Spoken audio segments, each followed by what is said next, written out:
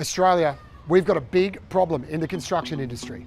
On one hand, you've got homeowners stressed about budget blowouts and incomplete renovations. And on the other hand, you've got tradies struggling to get paid on time and keep projects organised. But with Witzer, you can handle it all right from your phone.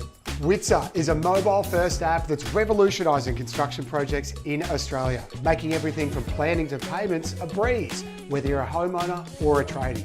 Here's how Witzer puts you in control from start to finish. Active projects is where everything comes together.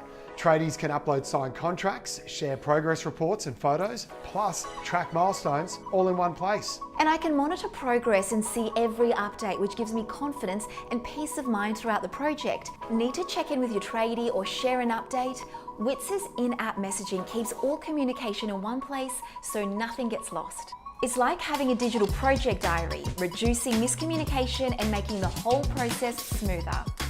I transfer the funds from my bank account into the Witzer wallet, and now my tradie can work with confidence knowing the project is funded. Witzer's milestones and claims process ensures tradies get paid faster while staying compliant with legislation. No more chasing invoices, just a clear path to getting paid. And for homeowners, tracking milestones and receiving progress updates lets you release funds with confidence, knowing the work is actually getting done. Sound too good to be true? Well, it's not. So how does Witzer make its money? We know that for homeowners, a renovation is already a big financial commitment. And for tradies, you've already got more than a few expenses to manage.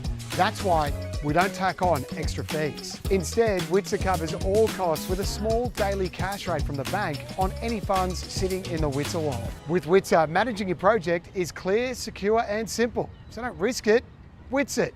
I'ma be the baddest that you can.